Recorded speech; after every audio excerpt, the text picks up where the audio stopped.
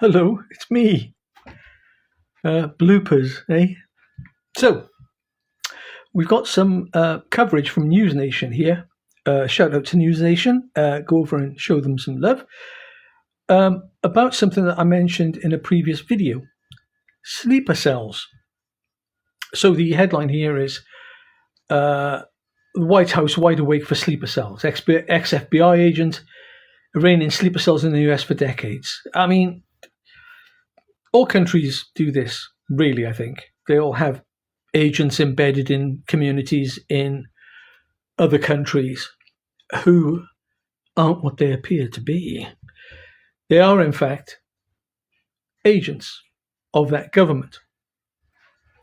And when you get strikes like the ones that have happened on Iran by the US, endorsed by its allies, then countries can awaken these sleeper cells and cause havoc from within, so to speak.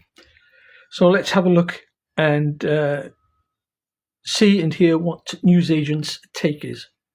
National security contributor, former staff operations officer for the CIA's Counterterrorism Center, also formerly with the FBI with us now. Tracy, good to see you. Perfect guest for this. As I watched cable news all day today, it said on the bottom of the screen, "Does Iran have sleeper cells?" ? And I thought to myself, it would be more shocking if they didn't have people that they'd infiltrated over the southern border in the past 4 years than if they did.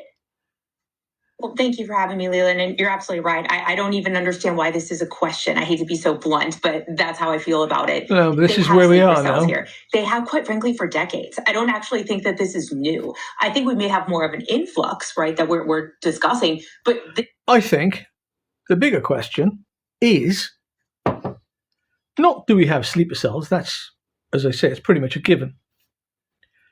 Rather, that this is an ideal opportunity for a country to commit false flag operations on its own people and blame the sleeper cells. And let's be clear, the country in question will have an idea as to who some of these people are, and so will have a ready group of people to arrest and detain and make a show of. On a very personal level, I think governments are, and in some cases by necessity, very shady.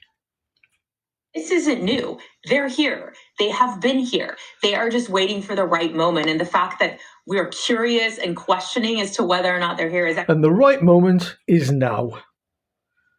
And they generally don't act on their own. They act under orders, because that's the point of the sleeper. Unless their orders were to activate, so to speak, at a given time, or should certain things happen.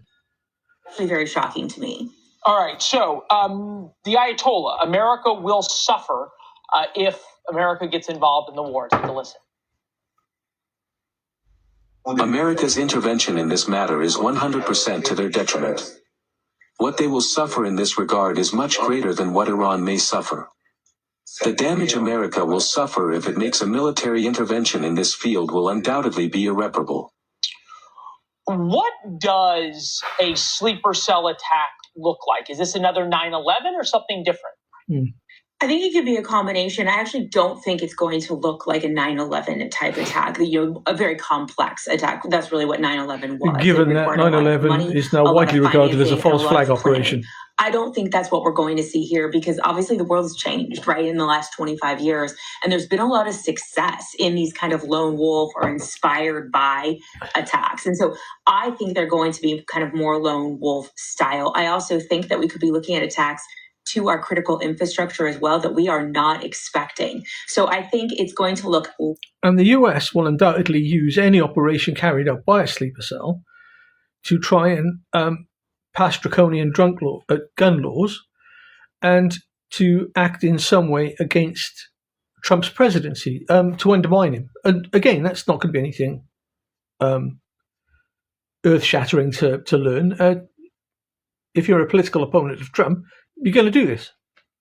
Less like a 9/11 style attack, just one of my predictions. Shock and awe, if you will, and more in an unsuspecting way. And I actually am very concerned about our critical infrastructure. Yeah, you think about July. For me, the big problem here is that once again, the people on the ground are going to be the people who are paying.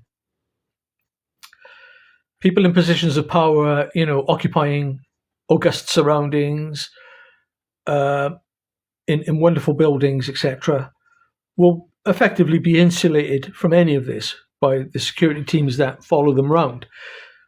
It's the people who just walk the streets every day trying to get by. They're the ones who are going to get caught up in this. I wouldn't be at all surprised to see I don't know, something outrageous happen, something that really strikes at the heart of the people on the street. And for me, that's a big tragedy. It's, direct your fire at the people who are commanding these things to happen, and yet ordinary citizens get it in the neck every time.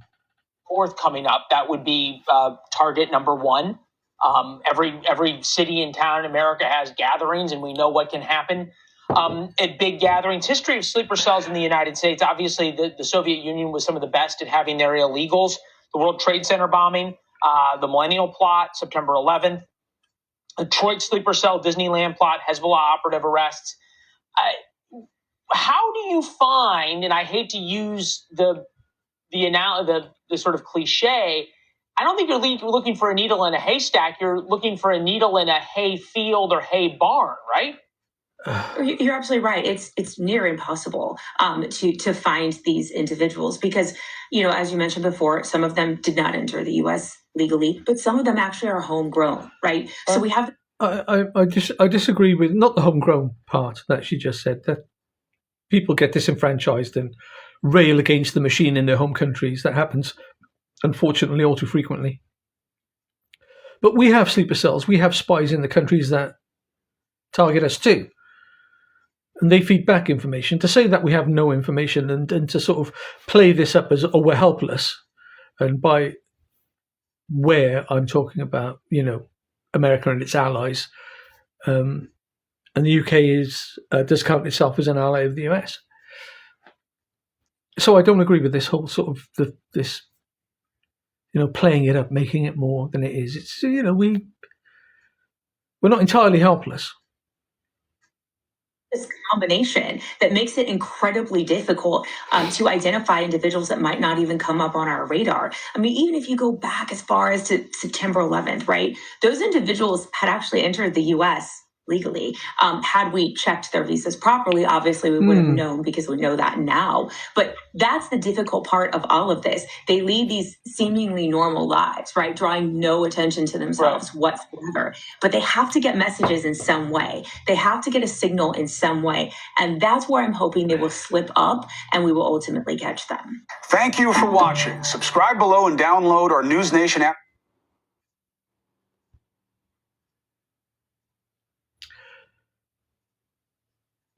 This is the thing, isn't it? It's not just the strike; it's the fallout from the strike. And as I've said, it's the ordinary people who end up paying for this. And we go back through the various years that were listed there on the screen: terrorist atrocities against the US.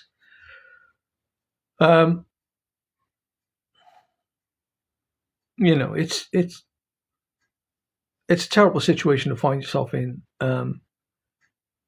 As the recipient of any of these atrocities, regardless of who carried them out, frankly.